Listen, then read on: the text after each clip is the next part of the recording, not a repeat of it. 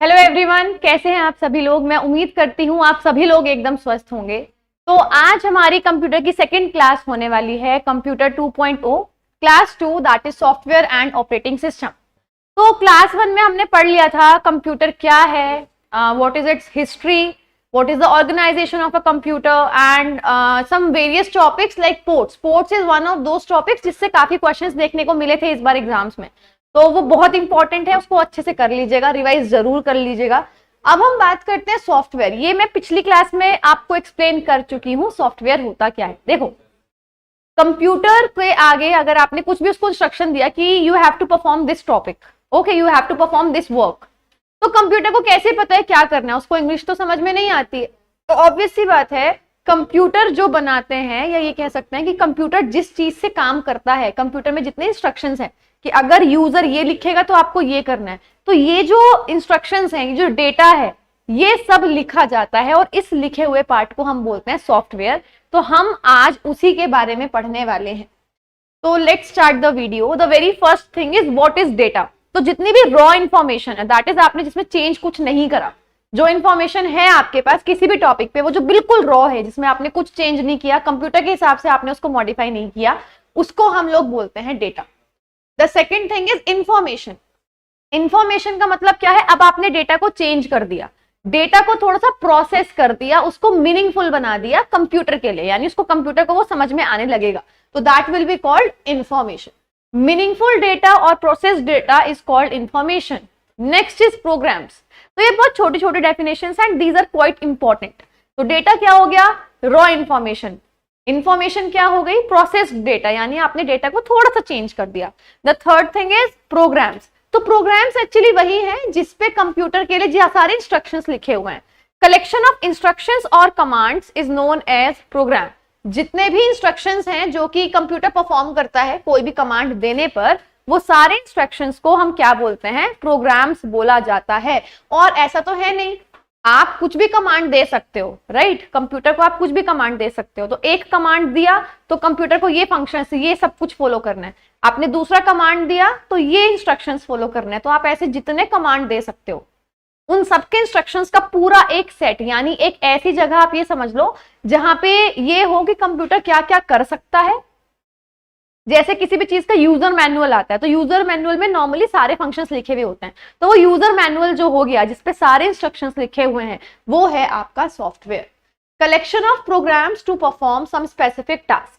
There are two types of software. Normally दो तरीके के सॉफ्टवेयर होते हैं, system software and application software. देखो, ये याद करना भी बहुत आसान है।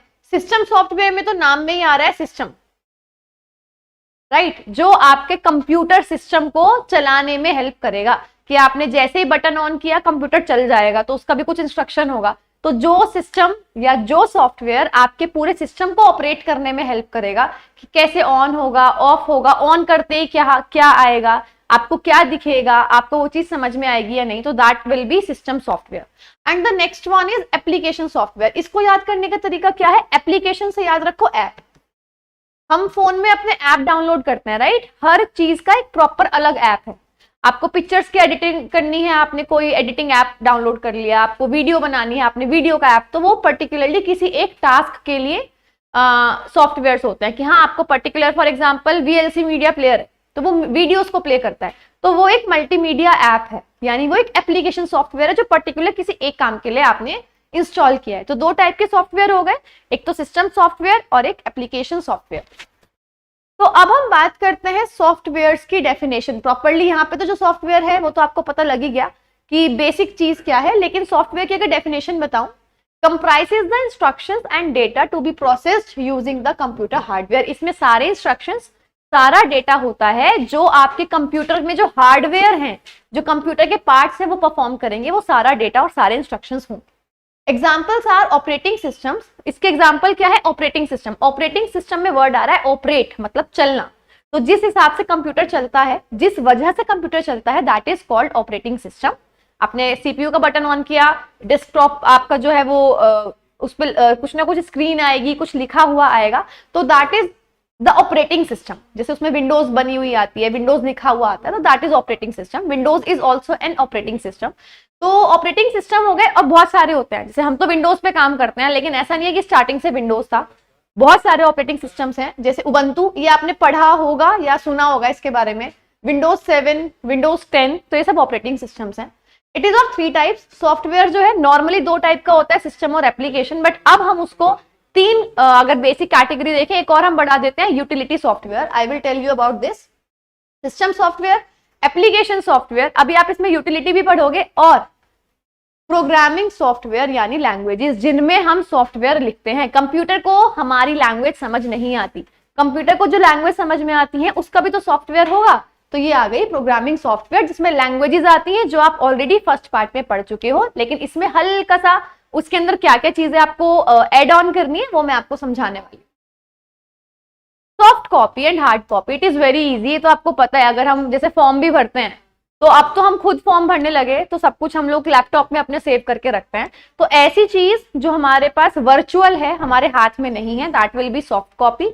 और ऐसी चीज जो हम प्रिंट निकाल चुके हैं या हमारे हाथ में है, we can touch that is hard copy. Document और image stored on the hard disk और pen drive is refer to a soft copy, जो सिर्फ सेव है, कंप्यूटर पे सेव है या कहीं भी सेव है, हमारे पास नहीं है रियल में, that will B soft copy. And hard copy क्या है? प्रिंटेड डॉक्यूमेंट और इमेज जो प्रिंटेड होता है, जो हमारे हाथ में पेपर में होता है, दैट इज हार्ड कॉपी। चलो अभी हमें सॉफ्टवेयर के टाइप्स पढ़ने थे, राइट? तो the first one is system software. अभी मैंने बताया था सिस्टम सॉफ्टवेयर कैसे याद रखोगे, सिस्टम को चलाने वाला software. Provides the basic functionality to operate a computer by interacting directly with its constituent hardware. ये बेसिक फंक्शंस रखता है जो कंप्यूटर को चलाएगा। हम क्या करते हैं, सीपीयू को ऑन करेंगे, डेस्कटॉप में जो बटन होता है उसको हम प्रेस करेंगे, तो हार्डवेयर ही तो है, क्योंकि हम हाथ लगा सकते हैं। तो हार्डवेयर की मदद से कंप्यूटर कैसे चलेगा वो सब कुछ सिस्टम सॉफ्टवेयर में आता है। It provide services directly to the end user. तो ये जो सर्विसेज है सीधा हमको मिलती हैं। एग्जाम्पल्स हैं ऑपरेटिंग सिस्टम, जैसे कि विंडोज, ड्राइवर्स, जैसे बहुत सारी चीज हम इंस्टॉल करते हैं तो उनको चलाने के लिए पर्टिकुलरली कोई फाइल होती है, ड्राइवर्स होते हैं, वो हो गए। सिस्टम यूटिलिटीज और यूटिलिटी सॉफ्टवेयर और BIOS basic input output system, computer on off जो होता है that comes under BIOS, basic input output system. तो बायोस जो है ये सारे क्या है, आपके सिस्टम सॉफ्टवेयर है। यूटिलिटी सॉफ्टवेयर की हम बात करते हैं। यूटिलिटी का मतलब क्या है कि कोई, आप समझ सकते हो, कोई फायदा या कोई चीज हमें जो किसी चीज का फायदा मिल रहा हो, that is utility. Software used for maintenance and configuration of computer system, जो कंप्यूटर सिस्टम को मेंटेन करके रखेगा, जो कॉन्फ़िगर करके रखेगा, कैसे कैसे हर चीज एक साथ मिलकर कोऑर्डिनेट करके काम कर रही है। These enhance the performance of the system and device. जैसे मैं आपको बताती हूँ इसका मतलब क्या है।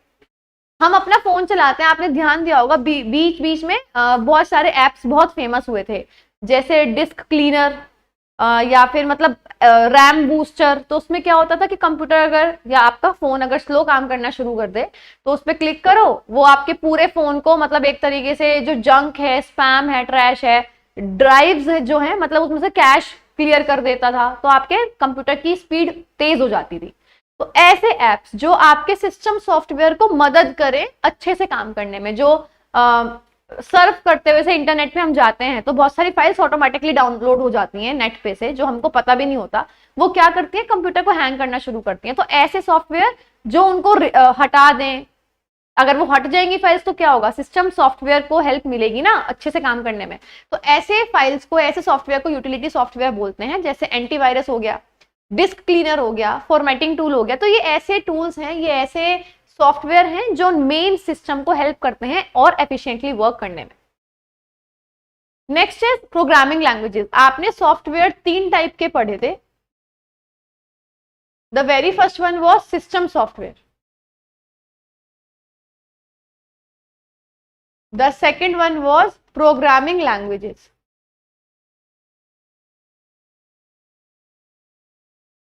जिसमें प्रोग्राम्स लिखे जाते हैं। आपने लैंग्वेजेस पिछले पार्ट में पढ़ ली, तो इसमें हम क्या पढ़ेंगे, फटाफट से एक बार इसको रीड आउट करते हैं। देखो, each language in which computer programs are written has its own grammar called its syntax. Computer के जो प्रोग्राम्स हैं लैंग्वेजेस में लिखने शुरू किए थे, जैसे फर्स्ट जनरेशन कंप्यूटर वो मशीन लैंग्वेज यूज करती थी, सेकंड जनरेशन कंप्यूटर वो असेंबली लैंग्वेज यूज करने लगी, थर्ड वाली जो थी आई थिंक थर्ड वाली में और उससे अपडेटेड वर्जन था, फोर्थ वाली में क्वेरी लैंग्वेजेस थी, है ना, फिफ्थ वाली में आर्टिफिशियल इंटेलिजेंस हमने यूज किया था।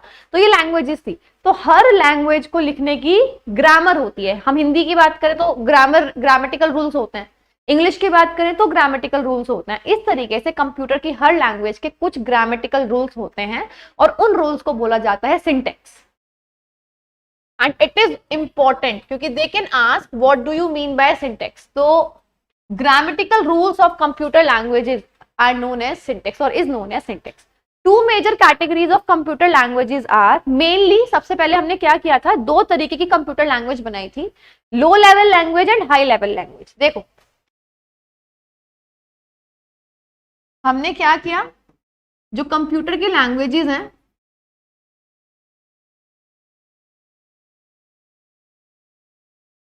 हमने दो टाइप की बनाई थी, low level language and high level language. ठीक है, लो लेवल लैंग्वेज वो है which is easily understood by computer.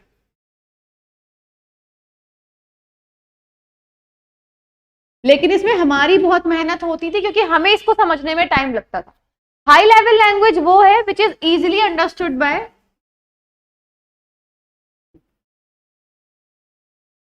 अस। तो ये ऐसा नहीं है कि जैसे हम बोल रहे हैं बिल्कुल वैसी लैंग्वेज है, नहीं, ये भी हमें सीखनी पड़ती है।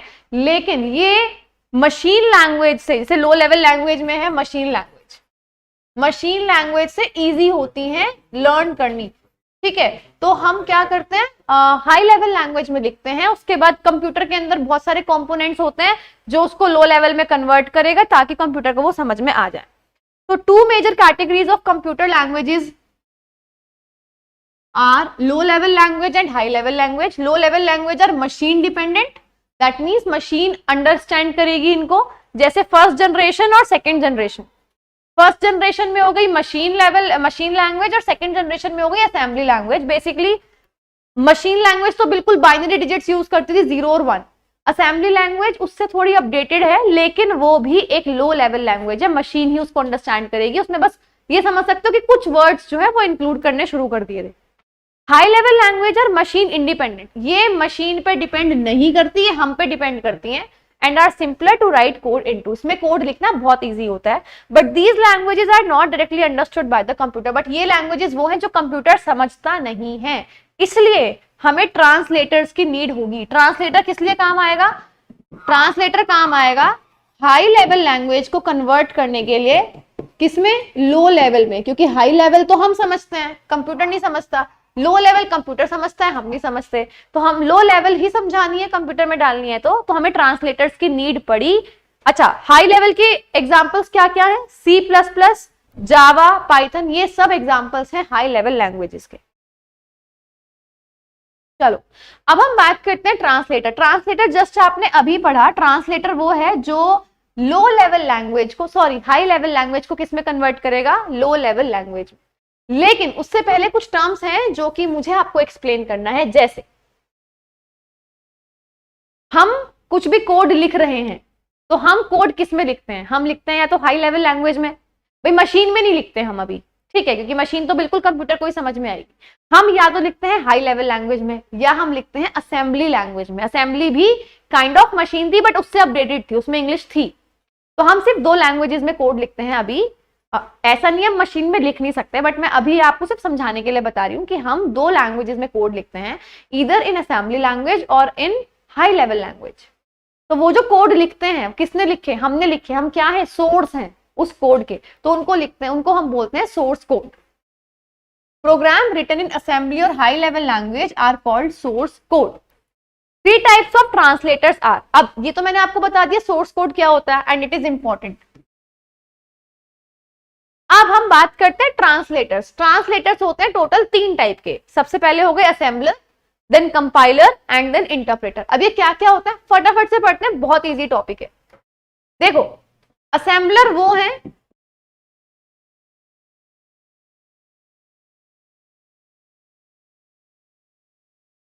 सबसे पहले मैं बात करती हूँ असेंबलर की, ठीक है। असेंबलर वो है जो क्या करेंगे, देखो असेंबलर है ना, तो असेंबलर ए से शुरू है, असेंबली ए से शुरू है। ये असेंबली को चेंज करेंगे, असेंबली लैंग्वेज को चेंज करेंगे मशीन लैंग्वेज में, क्योंकि देखो ट्रांसलेटर्स का मेन काम है कंप्यूटर को समझाना, कंप्यूटर को सिर्फ मशीन लैंग्वेज में ही समझ में आता है। तो ये क्या करेंगे, असेंबली लैंग्वेज को किस में कन्वर्ट करेंगे, मशीन लैंग्वेज में। अब हम बात करते हैं कंपाइलर की।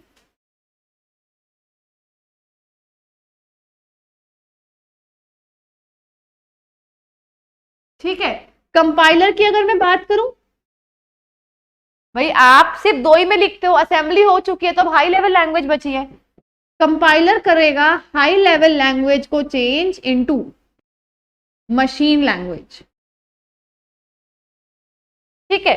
अब हम बात करते हैं इंटरप्रेटर। तो बेसिकली ट्रांसलेटर्स ये दोनों हैं, इंटरप्रेटर क्या है, इंटरप्रेटर एक लाइन को एक टाइम पे, मतलब क्या है, आपने पूरा कोड लिख दिया, असेंबलर इस पूरे के पूरे कोड को एक साथ चेंज कर देगा असेंबली से मशीन में, कंपाइलर इस पूरे के पूरे कोड को चेंज कर देगा हाई लेवल से मशीन में। लेकिन अगर इंटरप्रेटर है, वो एक लाइन को एक बारी में चेंज करेगा, ना कि पूरे प्रोग्राम को एक साथ। अगर आपको पता हो, जो भी इंटरनेशनल मीटिंग होती है, जैसे दो नेशन के जो आपके डेलीगेट्स होते हैं, वो आपस में वो मीटिंग करने के लिए आए हैं, लेकिन English is not known by both of them, English नहीं आती, दोनों की फॉरेन लैंग्वेजेस है, तो इंटरप्रेटर लेकर जाते हैं अपने अपने। इंटरप्रेटर क्या काम करता है कि अगर हमने कुछ बोला तो वो हमारा इंटरप्रेटर या उनका इंटरप्रेटर उनको समझाएगा हमने क्या बोला है, यानी इंटरप्रेटर ऐसा है जिसको दोनों लैंग्वेजेस आती हैं। तो इंटरप्रेटर बहुत इंपॉर्टेंट है, क्योंकि इंटरप्रेटर क्या करता है, वो लाइन बाय लाइन चेंज करके बताता है। तो इंटरप्रेटर पूरे प्रोग्राम को एक साथ नहीं करेगा, वो एक लाइन को एक बारी में चेंज करेगा। तो interpreter translates one line at a time instead of the whole program at one go. तो ये हो गए आपके ट्रांसलेटर्स। तो अभी आपने क्या क्या पढ़ लिया, आपने सिस्टम सॉफ्टवेयर पढ़ लिया, आपने प्रोग्रामिंग लैंग्वेजेस पढ़ ली। अब हम बात करते हैं एप्लीकेशन सॉफ्टवेयर की। अभी मैंने आपको बताया भी था, application softwares are the softwares that are designed for purposely performing one specific program, one specific function. वो प्रॉपर एक ही फंक्शन के लिए होते हैं। These are designed and developed to perform some specific task, जैसे लेटर राइट करना है, यानी कुछ लिखना है, लेटर्स से रिलेटेड है, टेक्स्ट करना है, तो एमएस वर्ड है आपके पास, आपको पावर पॉइंट प्रेजेंटेशन बनानी है, एक स्लाइड शो बनाना है, तो आपके पास पावर पॉइंट है, वो एक एप्लीकेशन सॉफ्टवेयर है। आपको अकाउंट्स पे काम करना है, स्प्रेडशीट पे काम करना है, तो आपके पास एक्सेल है। तो आपके पास ये सब क्या है, एप्लीकेशन सॉफ्टवेयर है। नॉर्मली दो टाइप के होते हैं, एक जनरल पर्पस और एक कस्टमाइज्ड। जनरल पर्पस वो है, जैसे मैंने अभी आपको बताया, एमएस वर्ड जनरली टाइपिंग का सब काम हो सकता है, आपको जिस भी टाइप की टाइपिंग करनी हो, आपको लेटर टाइप करना हो तो, आपको एसे लिखना हो तो, आपको बुक लिखनी हो तो आप उसका यूज करोगे। कस्टमाइज्ड सॉफ्टवेयर्स वो होते हैं जो प्रॉपरली कंपनीज बनवाती हैं। जैसे अगर मैं बात करूं आरबीई की एप्लीकेशन, तो वो आरबीई चैनल यानी हम लोगों ने बनवाई है हमारे यूजर्स के लिए, वो और कोई एक्सेस नहीं कर सकता, जिसको हम एक्सेस देंगे वही एक्सेस कर पाएगा। तो वो कस्टमाइज्ड है क्योंकि वो हमने बनवाई है। वो ऐसा नहीं है कि वो सबके लिए फ्री ऑफ कॉस्ट है। तो जनरल वाले फ्री ऑफ कॉस्ट होते हैं, कस्टमाइज्ड वाले बनवाए जाते हैं। जैसे देखो वर्ड प्रोसेसर है, तो वर्ड प्रोसेसर नॉर्मली वो होते हैं जिसमें टाइपिंग वगैरह करते हो, तो MS word, word pad, word star, तो इन दोनों में सबसे इंपॉर्टेंट है एमएस वर्ड और वर्ड पैड। डाटाबेस, डाटाबेस वो होता है जिसमें आप सारा डेटा एक साथ, मतलब एक कंपनी में अगर 500 वर्कर्स हैं, आप उनका सारा डेटा एक साथ लिख सकते हो, सारी टेबल बना सकते हो। तो एक्सेल है, सॉरी एक्सेस है, फाइल मेकर है, डीबेस है, ये सब है। तो इसमें सबसे इंपॉर्टेंट है MS Access, MySQL and FoxPro. Next आ जाओ वेब ब्राउजर्स। तो वेब ब्राउजर्स क्या हैं, जैसे Google Chrome, Mozilla Firefox, Internet Explorer, Opera, ये सब आपके वेब ब्राउजर्स हो गए। तो ये सब एप्लीकेशन सॉफ्टवेयर है, इनका काम इन्हीं का काम है। ऐसा नहीं है कि जो ये काम कर रहे हैं, मतलब ऐसा नहीं होगा कि आप मोजिला फायरफॉक्स पे टाइपिंग करने लग जाओगे, जी नहीं, प्रॉपरली एप्लीकेशन सॉफ्टवेयर है। मल्टीमीडिया सॉफ्टवेयर की बात करूं तो एडोब फोटोशॉप है, पिकासा है, वीएलसी, इसमें वीएलसी बहुत इंपॉर्टेंट है, विंडोज मीडिया प्लेयर काफी इंपॉर्टेंट है। मेलिंग सॉफ्टवेयर की बात करूं जो मेल करता है, तो एमएस आउटलुक, ये माइक्रोसॉफ्ट का है। प्रेजेंटेशन सॉफ्टवेयर की अभी जस्ट मैंने आपको बताया पावर पॉइंट है। स्प्रेडशीट की बात करूं तो एक्सेल है, लोटस 1 2 3 है। लोटस के ऊपर भी क्वेश्चन जो है वो मॉक्स में आपको देखने को मिले होंगे, ठीक है। फर्मवेयर की बात करते हैं। फर्मवेयर क्या है, फर्मवेयर वैसे अभी आगे आएगा तो इसको आप छोड़ दीजिए। चलिए, तो अभी मैंने आपको बताया था कि जो सॉफ्टवेयर है, एप्लीकेशन सॉफ्टवेयर दो टाइप के होते हैं, जनरल पर्पस और कस्टमाइज। तो जनरल में कौन से आ गए, जो नॉर्मली सभी कंप्यूटर्स में आपको देखने को मिलेंगे, जैसे एडोब फोटोशॉप, गूगल क्रोम हो गया, मोजिला वेब ब्राउजर हो गया, स्प्रेडशीट है, MS वर्ड है, ये सब। कस्टमाइज्ड वो है जैसे RBE की वेबसाइट है, वो प्रॉपरली बनवाई गई है, ठीक है। स्कूल के मैनेजमेंट का सॉफ्टवेयर है, या कंपनी है, एक कंपनी का अपनी एक अलग वेबसाइट है, उस पर काम करते हैं आप लोग, तो वो कंपनी का सॉफ्टवेयर कस्टमाइज सॉफ्टवेयर हो गया। Now let me come to some more categories of software. ये कोई सॉफ्टवेयर का क्लासिफिकेशन नहीं है, पर ये हमें पढ़ने हैं। जैसे सबसे पहले है free and open source software. देखो फ्री है तो फ्री का मतलब तो है हम लोग सब यूज कर सकते हैं इसको, right. Also known as FOSS software, देखो शॉर्ट फॉर्म देख लो, FOSS, free and open source software, ठीक है। Softwares and source codes that are free to the public with an aim to develop and improve further with each other's help। देखो ये तो पता लग गया तुम्हें सॉफ्टवेयर क्या होते हैं। इंस्ट्रक्शंस हैं जो कंप्यूटर में लिखे होते हैं ताकि वो परफॉर्म करें। तो वो इंस्ट्रक्शंस कौन लिखता है, वो इंस्ट्रक्शंस लिखते हैं जो इंजीनियर्स होते हैं, जो ये CS से जो इंजीनियरिंग करते हैं, CS हो गया, इलेक्ट्रॉनिकल हो गया, आई थिंक इलेक्ट्रॉनिक का मुझे डेफिनेटली नहीं पता, CS वाले तो लिखते ही हैं। सॉफ्टवेयर इंजीनियर्स जो होते हैं वो सॉफ्टवेयर ही बनाते हैं, वो ये इंस्ट्रक्शंस ही लिखते हैं। तो कुछ सॉफ्टवेयर ऐसे हैं जो फ्री ऑफ कॉस्ट हैं, मतलब आपको उनका वो मिल जाएगा, कोड मिल जाएगा। अगर आप एक सॉफ्टवेयर इंजीनियर हो, आप उसमें चेंज करो, उसे इंप्रूव कर सकते हो अपने कंप्यूटर के हिसाब से। तो ऐसे सॉफ्टवेयर्स को बोलते हैं open and free source software, जिनका आपको सोर्स भी मिल जाएगा। सोर्स कोड क्या बताया था, सोर्स कोड क्या था, जिस लैंग्वेज में वो सॉफ्टवेयर लिखा गया है वो सोर्स कोड था, राइट।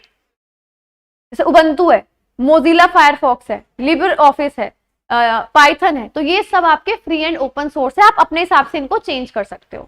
फ्रीवेयर क्या है, फ्रीवेयर है मतलब फ्री एंड ओपन सॉफ्टवेयर तो पता लग गया, मैं फ्रीवेयर की बात कर रही हूँ। ये सॉफ्टवेयर ऐसे हैं जो हम लोग यूज तो कर सकते हैं आराम से, लेकिन इनका सोर्स कोड नहीं पता, हम इसमें चेंज नहीं कर सकते। इसमें और इसमें बस यही फर्क है, दोनों फ्री हैं। इसमें तो आप चेंज कर सकते हो अपने हिसाब से ताकि और अच्छा इंप्रूवमेंट हो, तो ये तो इसलिए कर रखे हैं कि ताकि इंप्रूव हो। फ्रीवेयर वो है जो फ्रीली अवेलेबल है, but you can not obtain the source code and you can not modify it. जैसे स्काइप, एडोब रीडर, तो ये फ्री ऑफ कॉस्ट है, but you can not change और you can not modify anything in these softwares. Proprietary softwares ये कौन से होते हैं, इसके ऊपर काफी क्वेश्चंस आए हैं, तो इसको अच्छे से कर लीजिएगा। When software has to be purchased from the vendor who has the copyright of the software, then it is proprietary software। मैंने एक सॉफ्टवेयर बना दिया, वो बहुत यूजफुल है, अब जिसको वो सॉफ्टवेयर की नीड होगी वो मुझसे खरीदेगा, उसको प्रोप्राइटरी सॉफ्टवेयर बोलते हैं। जैसे विंडोज, हम सब में या तो विंडोज का हम या तो ओरिजिनल विंडोज लेते हैं, या फिर हम क्या करते हैं, हम लोग कॉपीड वर्जन लेते हैं, लेकिन उसका क्या है कि कभी भी वो करप्ट वगैरह हो सकती है। लेकिन अगर हम ओरिजिनल खरीदेंगे तो वो सारी जो रिस्पॉन्सिबिलिटी है हमारे ओरिजिनल वर्जन हमारे मैन्युफैक्चरर की रहती है। तो आपके प्रोप्राइटरी सॉफ्टवेयर हो गए जिसको हमें खरीदना पड़ता है। टैली है, क्विक हील है, माइक्रोसॉफ्ट विंडोज है, ये सब प्रोप्राइटरी सॉफ्टवेयर्स हैं। नेक्स्ट मैं बात करती हूँ फर्मवेयर की। कंफ्यूज मत होना फ्रीवेयर और फर्मवेयर में। फ्रीवेयर तो आपको पता लग गया फ्री है, but you can not modify it. Now let me come to firmware. ये परमानेंट सॉफ्टवेयर होता है जो जब सिस्टम मैन्युफैक्चर होता है, जब बन रहा होता है तभी डाल दिया जाता है, उसको कोई चेंज नहीं कर सकता। जैसे basic input output system, computer कैसे ऑन होगा और ऑफ होगा, that's it, BIOS। Next is operating system. Operating system although मैं आपको समझा चुकी हूं अच्छे से, it is considered as the resource manager. एक ऐसा इंसान जिसको ये पता हो कि हाँ मेरी कंपनी में ये लोग हैं, उनका ये काम है और मुझे इनसे ऐसे काम करवाना है, that will be called a resource manager. जिसको पता हो कि मेरे पास क्या रिसोर्सेज हैं, उनसे क्या क्या काम कैसे कैसे लेना है। तो ऑपरेटिंग सिस्टम वही है जिसको ये पता हो, अच्छा मेरे पास माउस भी अटैच, मेरे पास एक प्रिंटर भी है, मेरे पास ये रिसोर्स हैं मेरे। अगर मैं सॉफ्टवेयर की बात करूं तो मैं कैलकुलेशन भी कर सकता हूं, मैं टाइपिंग भी कर सकता हूं। तो operating system is such a software that knows its resources and that knows और you can say that is able to use it to manage it properly, which manages all the resources of the computer। जैसे hardware हो गए, software हो गए, इन सब की जानकारी उसको होगी और उसको ये पता होगा मुझे इनसे कैसे काम लेना है।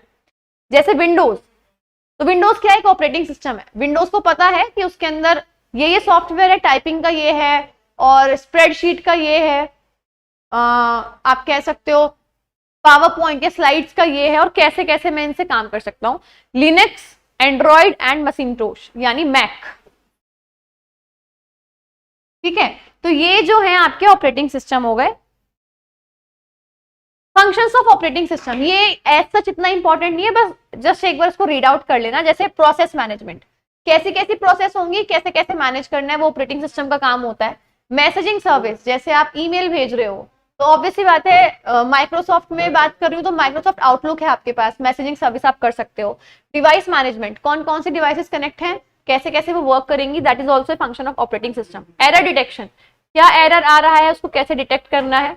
Memory management, security, file management and command interpretation, यानी आप क्या कमांड दे रहे हो और क्या कमांड देते ही क्या इंटरप्रेट करेगा कंप्यूटर, वो सब कुछ ऑपरेटिंग सिस्टम के फंक्शंस है। ये सिर्फ एक बार जस्ट सुन लेना, इतना कुछ इंपॉर्टेंट नहीं है। चलो, ऑपरेटिंग सिस्टम यूजर इंटरफेस। पहली बात तो यूआई का मतलब क्या होता है, यूजर इंटरफेस का मतलब क्या होता है। मैं यूजर हूं तो मुझे कैसा एक फेस दिख रहा है। अगर मैं अपना फोन की बात करूं, मैंने फोन अगर ओपन किया तो उसमें मुझे दिख रहा है मैसेज लिखा हुआ है, तो मुझे पता है उस पर क्लिक करते ही मैसेज खुल जाएगा इस तरह। लेकिन अगर वहां पे ये सब मेरी लैंग्वेज ना लिखी हो, कुछ कंप्यूटर के नंबर वगैरह लिखे हो, तो मुझे नहीं पता लगेगा ना कि क्या कहाँ पे क्लिक करने पे क्या चीज खुलेगी। यूजर इंटरफेस का मतलब है जो यूजर, मतलब जिसपे यूजर काम करता है वो फेस कैसा दिख रहा है, तो दैट इज यूजर इंटरफेस। तो ऑपरेटिंग सिस्टम ऐसा जैसे हम आज यूज करते हैं अपने फोन में या कंप्यूटर में, हमेशा ऐसा नहीं था। अब तो यूजर फ्रेंडली है, हमको समझ में आता है हम क्या कर रहे हैं, लेकिन बहुत पहले ऐसा इंटरफेस नहीं था। तो अब किस किस टाइप के इंटरफेस हैं। सबसे पहला कमांड बेस्ड इंटरफेस, इसमें यूजर सीधा कमांड देता है और इसमें कमांड जो दी जाती है, मेन इनपुट डिवाइस है कीबोर्ड, और इसके अंदर नॉर्मल ऐसा नहीं होता कि हाँ आप देख रहे हो सब कुछ लिखा हुआ है। अगर आपको प्रिंट करना है तो आप कंट्रोल पी दबा के प्रिंटर से प्रिंट नहीं निकलेगा, नहीं, आपको कमांड देना पड़ेगा प्रॉपर लैंग्वेज में, प्रॉपर प्रोग्राम करना पड़ेगा। ठीक है, तो बहुत लैंग्वेजेस होती है जो सीखनी पड़ती हैं, MS DOS हो गया, तो ये सारी, ये जो है एग्जाम्पल है इसके, MS DOS और यूनिक्स, ये हैं आपके कमांड बेस्ड। आप सीधा कमांड दोगे, लेकिन कमांड का मतलब वो नहीं कि प्रिंट पे क्लिक कर दिया और वो वाली कमांड नहीं, वहां प्रिंट लिखा हुआ ही नहीं आएगा, आपको प्रॉपर प्रोग्राम करना पड़ेगा कि ठीक है ऐसा ऐसा करके प्रिंट दो। ग्राफिकल यूजर इंटरफेस, जिसको GUI बोलते हैं। ठीक है, प्रोग्राम्स और इंस्ट्रक्शंस हम आइकन की फॉर्म में देख सकते हैं, मेन्यू की फॉर्म में देख सकते हैं, और अलग अलग ऑप्शंस हमारे पास होते हैं। जैसे अगर मैं अभी आपको अपने फोन का एग्जांपल दे रही थी, लैंग्वेज मान लो चेंज कर दूं, मैंने वहां पे कोई ऐसी लैंग्वेज कर दी जो मुझे नहीं आती, लेकिन फिर भी मैं फोन चला सकती हूँ क्योंकि आइकन्स होते हैं। मैसेज का सिंबल बना हुआ दिख जाएगा तो मुझे पता लग जाएगा, लिखा हुआ कुछ भी, उस पर क्लिक करते ही मैसेज खुलेगा। तो ये होता है GUI। आप अगर फोन खरीद रहे हो या फोन देखते भी हैं तो उस पर लिखा होता है GUI, ग्राफिकल यूजर इंटरफेस, जिसमें आइकन्स वगैरह आपको दिखाई देंगे, मेन्यू होगा उसमें और दूसरे ऑप्शंस होंगे। इसके अंदर जो इनपुट डिवाइसेस होती हैं वो है माउस और कीबोर्ड। एग्जांपल है विंडोज, उबंटू, फेड्यूरा और मैसिंटोश।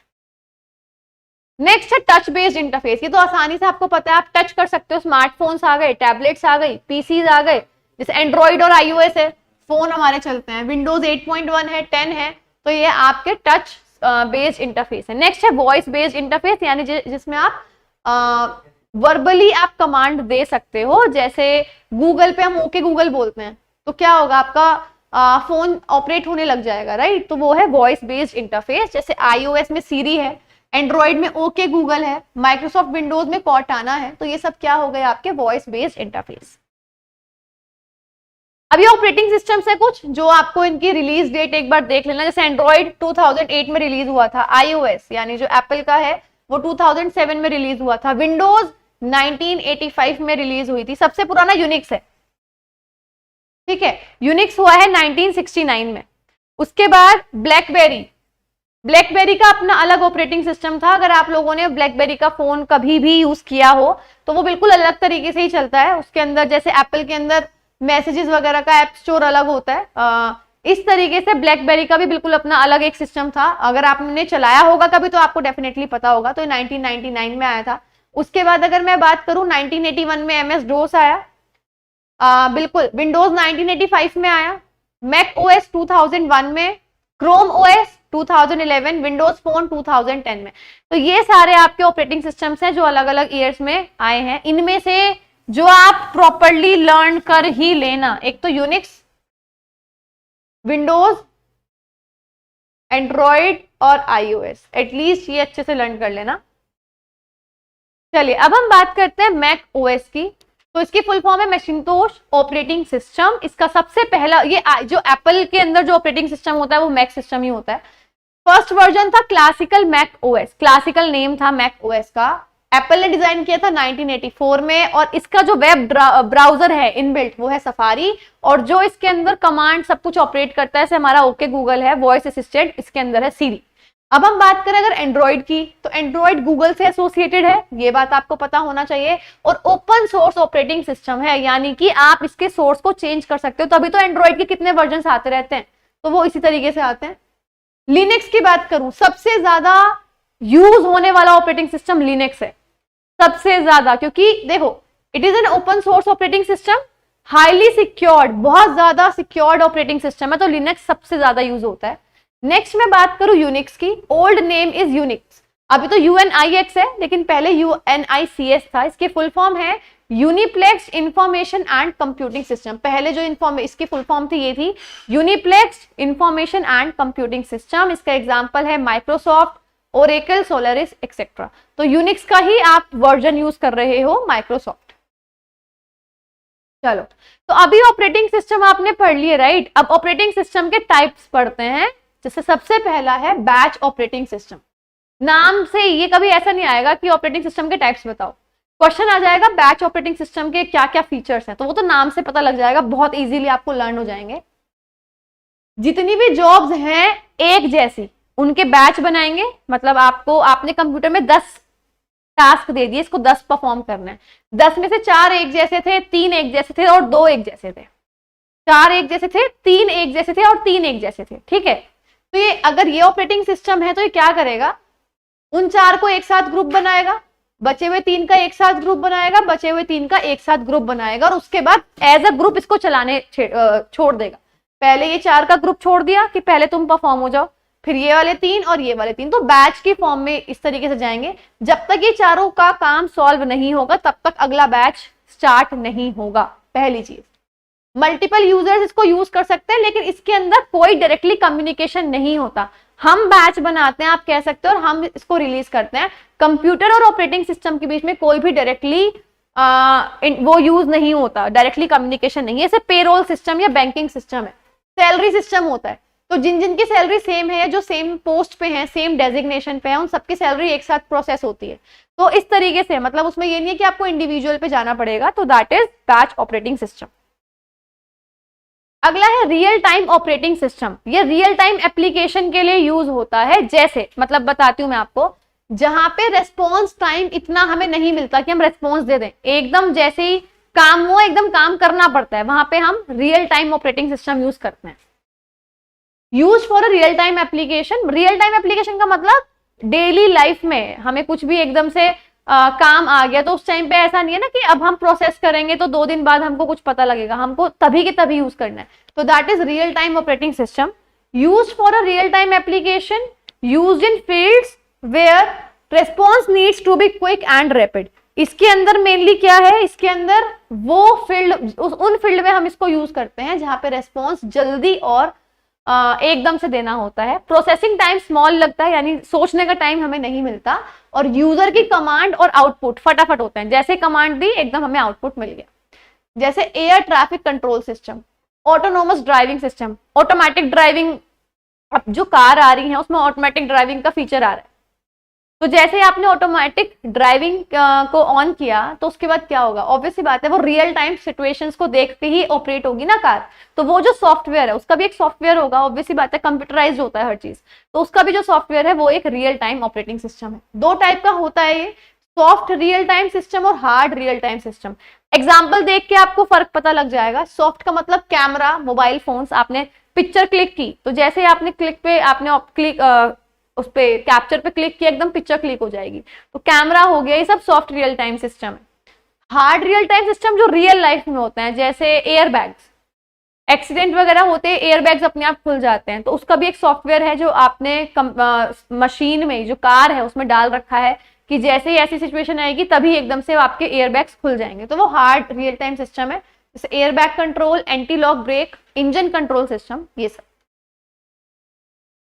Third type of operating system is time sharing और multitasking operating system. Time sharing का मतलब क्या है कि एक ही टाइम में आपने 2-3 काम कर लिए, तो मल्टीटास्किंग बोलते हैं ना ऐसे इंसान को। तो time is shared to execute a particular job, minimizes the response time. इसके अंदर टाइम बहुत कम हो जाता है, जैसे Unix, Windows, Linux etcetera.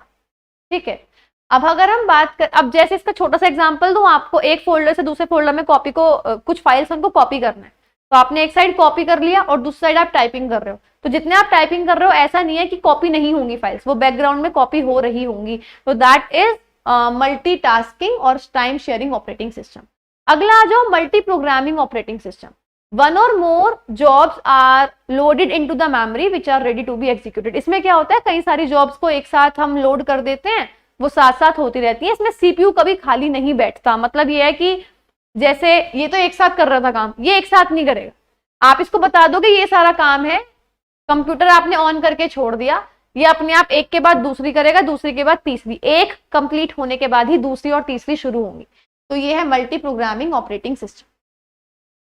Next is multi processing operating system. इसमें क्या है सुनिए, यूज 2 और more central processing units within a single computer system. Multi processing में क्या है, जहां प्रोसेसिंग आ जाए ना, मल्टी प्रोसेसिंग आ जाए, मल्टी प्रोसेसर आ जाए, माइक्रो प्रोसेसर आ जाए, that is all about CPU. तो इसमें क्या होता है, कंप्यूटर एक ही होता है पर 2 या 2 से ज्यादा सीपीयू हम अटैच कर देते हैं। ठीक है, मल्टी प्रोसेसिंग का मतलब कई बार एक साथ बहुत सारी प्रोसेसिंग हो रही है। एक सीपीयू एक बार तो प्रोसेस करेगा, मल्टी प्रोसेसिंग करनी है तो आपको 2-3 सीपीयू ऐड करने पड़ेंगे। तो यूजेस 2 और मोर सेंट्रल प्रोसेसिंग यूनिट्स और CPU within a single computer system. It is use to increase the output of the system. इससे हमारा क्या होगा, आउटपुट इंक्रीज हो जाएगा। When 2 or more systems are connected to each other, one can open files which are not present in the system but in other devices connected in the network. देखो इससे क्या होता है, मान लो हमने 2-3 सीपीयू अटैच कर दिए। अब एक सीपीयू में क्या था, कुछ फाइल्स थी, दूसरे में नहीं थी। अब मुझे अगर फाइल्स खोलनी हो तो वो उस सिस्टम पे अवेलेबल होंगी क्योंकि 2 सीपीयू अटैच है। तो इससे हम क्या कर सकते हैं, जो फाइल्स नहीं भी हैं एक सिस्टम में, दूसरे में है, वो ओपन हो जाएंगी आपके कंप्यूटर के पास। It is also known as distributed operating system, क्योंकि डिस्ट्रीब्यूशन इसके अंदर हो रहा है। Failure of one system does not affect the other systems connected in the network. अगर एक सिस्टम खराब हो जाए उससे दूसरा सिस्टम खराब नहीं होगा। देखो इसका मतलब क्या है, ये आपकी स्क्रीन है, ये CPU 1 और ये CPU 2। आपने इस स्क्रीन को दोनों से अटैच कर रखा है। इसमें कुछ फाइल्स नहीं थी, इसमें कुछ फाइल्स थी, तो अगर मुझे इसमें फाइल्स ओपन करनी है ना तो मैं बिल्कुल आराम से कर सकती हूँ, क्योंकि भले ही इसमें ना हो पर इसमें तो है। तो इसमें यही होता है, डिस्ट्रीब्यूशन भले ही हो लेकिन आप दोनों कंप्यूटर को एक ही स्क्रीन पे प्रोसेस और आप कह सकते हो एक्सेस कर सकते हो। अगर ये खराब भी हो जाए तो कोई फर्क नहीं पड़ेगा, इसकी वजह से कंप्यूटर चल जाएगा। तो ये है आपका मल्टी प्रोसेसिंग ऑपरेटिंग सिस्टम, जिसको डिस्ट्रीब्यूटेड ऑपरेटिंग सिस्टम भी बोलते हैं। Next is embedded operating system. ये सिर्फ आपको नाम, मतलब ऐसा नहीं है आपको याद करना पड़ेगा कि 7 टाइप्स के बताए थे मैम ने ऑपरेटिंग सिस्टम। आपको नाम, जैसे बैच था तो बैच एक साथ जाएगा एक जैसी जॉब्स का और तब सॉल्व होगा। फिर आपने पढ़ा मल्टीटास्किंग, जिसमें टाइम शेयर कर रहे थे। फिर आपने मल्टी प्रोसेसिंग पढ़ा, इसमें सीपीयू कई सारे थे। मल्टी प्रोग्रामिंग पढ़ा, उसमें आपके बहुत एक साथ लोड हो जाते हैं, छोड़ दो अपने आप, एक के बाद एक ऐसा होता रहेगा। इसके बाद अब आप पढ़ रहे हो embedded operating system. These operating systems are built into larger systems. मतलब क्या है कि ये ऑपरेटिंग सिस्टम थोड़े बड़े सिस्टम के अंदर रहते हैं, जैसे एटीएम, लेकिन काम कोई एक ही स्पेसिफिक परफॉर्म करेंगे। एम्बेडेड का मतलब क्या होता है, जो किसी चीज के अंदर लगा हुआ हो। तो ये किसी बड़े सिस्टम के अंदर होंगे लेकिन एक कोई स्पेसिफिक फंक्शन परफॉर्म करेंगे, जैसे एटीएम। तो एटीएम का काम बहुत इजी सा है, पैसे निकालने और पैसे अभी तो उसी मशीन से डिपॉजिट भी हो जाते हैं। अदरवाइज एटीएम का बहुत आराम से एक ही काम था, विड्रॉयल। अगर आपको कैश को विड्रॉ करना है तो वो काम था। अगला आ जाओ network operating system. They have one main server which is connected to other client servers. ये एक मेन सर्वर था, इससे आपने 3-4 क्लाइंट को जोड़ दिया, जितनी भी फाइल्स हैं वो सारी आपस में आप मैनेज कर सकते हो, शेयर कर सकते हो। All the management of files, processing of data, access to sharing files are performed over this small network. यानी सारे आपस में शेयर कर सकते हैं, मल्टीपल यूजर्स इसके अंदर जुड़ सकते हैं और काफी सिक्योर सिस्टम होता है। जैसे लैन हो गया आपका, जो आपकी एक ही ऑफिस में जितने कंप्यूटर्स होते हैं सब कनेक्टेड होते हैं, तो लैन से कनेक्टेड होता है normally. Next is mobile operating system. ये तो बहुत आसान है, वो ऑपरेटिंग सिस्टम जिससे फोन चलाते हैं, हमारे फोन में भी सब कुछ डला हुआ होता है ना, तो that operating system is known as mobile operating system. These are designed so that they can help a small device like a smartphone work efficiently. तो ये हो गए मोबाइल ऑपरेटिंग सिस्टम। तो अगर हम देखें फटाफट से कौन कौन से ऑपरेटिंग सिस्टम आपने पढ़े हैं। सबसे पहला बैच, एक साथ बैच के फॉर्म में जाएंगी जॉब्स और वो एक के बाद दूसरी हमारी जो है प्रोसेस होगी। रियल टाइम ऑपरेटिंग सिस्टम, जो जिसमें हमारे पास ज्यादा टाइम नहीं होता, ऐसा नहीं होगा कि हम आज बता रहे हैं काम तो 2 घंटे बाद हो रहा है, इतना टाइम नहीं होता। तीसरा हो गया टाइम शेयरिंग, एक ही टाइम में 2-3 काम कर रहे हो। मल्टी प्रोग्रामिंग, सारे प्रोग्राम्स जितनी जॉब्स थी आपने एक साथ डाल दी, अब कंप्यूटर अपने हिसाब से पहले एक करेगा, फिर दूसरी करेगा, फिर तीसरी करेगा। मल्टी प्रोसेसिंग, कई सारे सीपीयू अटैच कर दिए तो आप इससे काम कर सकते हो, प्रोसेस टाइम बहुत कम हो जाता है काम को करने का। एम्बेडेड, एम्बेडेड क्या है, एक बड़ी मशीन के अंदर ही होगा, और दूसरी बात, सबसे अच्छी बात जो है वो ये है कि एक ही फंक्शन परफॉर्म करेगा, तो ये प्रॉपर्ली कई सारे काम नहीं कर सकता, जिस काम के लिए बनाया गया है ये वही काम परफॉर्म करेगा। नेटवर्क ऑपरेटिंग सिस्टम में नेटवर्क शेयर हो जाएगा और आपस में ही वो लोग काम कर सकते हैं। मोबाइल ऑपरेटिंग सिस्टम में क्या होगा कि मोबाइल फोन, स्मार्टफोन्स चलाने के लिए हम लोग ये वाला ऑपरेटिंग सिस्टम यूज करते हैं। Now let me come to some abbreviations, ये काफी इंपॉर्टेंट है और इसमें से जो जो इंपॉर्टेंट है I will tell you that, बाकी एक बार सारी पढ़ लेना, और बहुत सारी ऐसी होंगी जिनके बारे में आपको पता भी होगा, जैसे CDAC, centre for development of advance, ये सारी सिर्फ फुल फॉर्म्स हैं, इसमें से मैं आपको बता रही हूँ इंपॉर्टेंट कौन कौन सी हैं। ऑल्दो सारी इंपॉर्टेंट है लेकिन ऐसे लर्न नहीं होंगी, डेली के डेली। देखो अभी तक ये सेकंड क्लास है, फर्स्ट क्लास के बाद शॉर्टकट्स थे, सेकंड क्लास के बाद एब्रीविएशंस है। ये एब्रीविएशंस वो हैं जो पूरे कंप्यूटर में यूज होंगी। तो मैं आपको डेली जो मतलब जो कंप्यूटर की वीडियोस आएंगी उनके लास्ट में कुछ ना कुछ ऐसा मिलेगा जो आपको डेली रिवाइज करना है, तो it is one of those things, जैसे शॉर्टकट्स। तो सबसे पहले अगर मैं आपको बताऊं कौन कौन से काफी इंपॉर्टेंट है,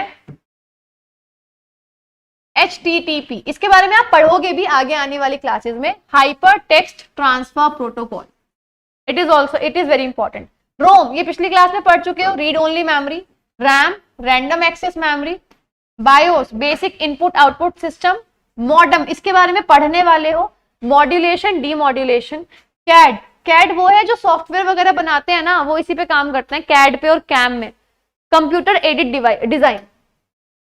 इसके अलावा इसमें से जो काफी इंपॉर्टेंट है, लैन, लोकल एरिया नेटवर्क, वैन, wide area network, MAN, metropolitan area network.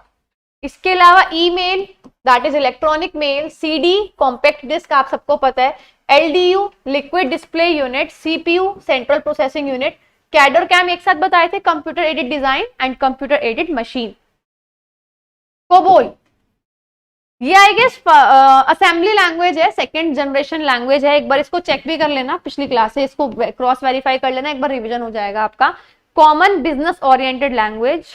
इसके अलावा डोस, डिस्क ऑपरेटिंग सिस्टम, जिसमें आप, ये आपका था कमांड बेस्ड यूजर इंटरफेस, जिसमें आप डायरेक्टली कमांड देते हो, तो डोस वही है, डिस्क ऑपरेटिंग सिस्टम। MS डोस इसका फुल फॉर्म था।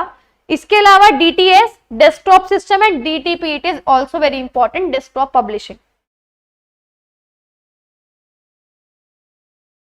ENIAC, ये आप फर्स्ट क्लास में पढ़ चुके हो, electronic numerical integrator and calculator, ठीक है, तो ENIAC आपको करना है। इसके बाद अगर मैं बात करूं फोरट्रान, फॉर्मूला ट्रांजिशन, ये भी आपकी असेंबली लैंग्वेज है, सेकेंड जनरेशन लैंग्वेज है। HTML, hyper text markup language. IBM, ये फर्स्ट क्लास में आप कर चुके हो, इंटरनेशनल बिजनेस मशीन। इसके अलावा MICR, magnetic ink character reader, first class में था इनपुट डिवाइस में। MIPS, millions instructions per second, ये कंप्यूटर की जो है स्पीड होती है। MOPS, millions operations per second. OMR first class में कर चुके हो, ऑप्टिकल मार्क रीडर और recognition. PROM programmable read only memory first class में आप ऑलरेडी कर चुके हो। यूपीएस एक ऐसी डिवाइस है कि अगर एकदम से लाइट जो है वो चली गई तो आपका कंप्यूटर एकदम ऑन नहीं होगा, वो आपको पावर सप्लाई देगा कुछ टाइम के लिए, ताकि अगर कुछ इंपॉर्टेंट फाइल्स पे आप वर्क कर रहे थे you can save those files. तो the full form of UPS is uninterruptible power supply. VDU visual display unit. www world wide web, इसके बारे में पढ़ने वाले हैं हम आने वाली क्लासेस में। सीसीटीवी, ये तो एक कॉमन सेंस की आप कह सकते हो फुल फॉर्म है, क्लोज सर्किट टेलीविजन। सीसीटीवी की फुल फॉर्म होती है close circuit television. ISP internet service provider, यानी जिस भी कंपनी का हम लोग नेट यूज करते हैं that is ISP. For example अगर मैं बोल रही हूँ कि मेरा जो सिम है वो एयरटेल का है, तो Airtel is my ISP, internet service provider. इसके अलावा जीपीएस, हम लोग बोलते हैं ना जीपीएस ऑन कर लो लोकेशन पता लग जाएगी, तो ये जीपीएस क्या है? GPS is global positioning system. इसके अलावा सीसी, ये आपने ये जो टर्म्स है ये आप तब पढ़ने वाले हो जब आप ईमेल के बारे में पढ़ोगे, वो बहुत जल्दी आने वाली है class. CC is carbon copy and BCC is blind carbon copy. Now next is JPEG, ये काफी इंपॉर्टेंट है। जो पिक्चर्स आप कंप्यूटर में सेव करते हो ना वो बहुत सारे फॉर्मेट में होती हैं, पीएनजी हो गई, जेपीईजी हो गई, जेपीजी हो गई, तो ये फुल फॉर्म्स हैं। जेपीईजी का है joint photographic expert group, joint photographic expert group. GIF, GIF तो आई थिंक सबको पता होगा, आजकल तो मैसेजिंग एप्स पे हम जिफ भेजते हैं, तो GIF is graphic interchangeable format, that means एक ऐसी पिक्चर जो चेंज हो सकती है, यानी वो मूवमेंट कर सकती है, तो graphic interchangeable format. PNG portable network graphics. BMP bitmap image. PDF, PDF तो पता है हम लोग पीडीएफ ही नॉर्मली लेते हैं अपने फोन में। पोर्टेबल डॉक्यूमेंट फॉर्मेट, जो आराम से पोर्ट हो जाए, यानी अगर आप कुछ भी वर्ड फाइल, जैसे वर्ड आपने अपने कंप्यूटर में वर्ड पे कुछ टाइप किया, लेकिन अगर अब आप वर्ड फाइल को अपने फोन में लोगे तो आपको टेक्स्ट जो है वो इधर उधर दिख सकते हैं, क्योंकि जरूरी नहीं है जो टेक्स्ट कंप्यूटर में हो वो टेक्स्ट आपका फोन अलाउ करे। तो हम नॉर्मली वर्ड फाइल, और वर्ड फाइल आप चेंज कर सकते हो, हम क्या करते हैं उसको पीडीएफ में कन्वर्ट करते हैं और फिर लेते हैं। एक तो पीडीएफ है पोर्टेबल, दैट मीन्स वो जैसा दिख रहा है वो वैसा ही रहेगा, आप किसी भी डिवाइस में ओपन कर लो। इसके अलावा इसमें आपको करना है SQL structured query language, it is 4th generation language. ये रिपीट है, ये रिपीट है, ये सब रिपीट है, तीनों रिपीट है। DVT digital versatile disc. LED light embedded diode, light emitting diode होता है ये।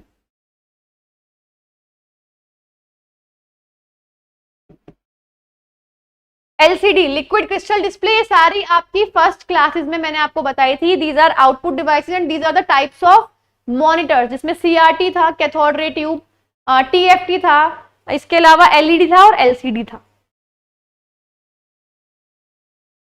तो ये थी आपकी सेकंड क्लास। ये क्लास मैंने आपको बताया भी था कि बहुत शॉर्ट होने वाली है, क्रिस्प होने वाली है, और जो भी चीजें एक टॉपिक से रिलेटेड है हम लोग वो आपको सब बताने वाले हैं। तो गाइज ये थी सेकंड क्लास, आई होप आपको पसंद आई होगी। मिलते हैं अगली क्लास में, till then have a good day and good bye.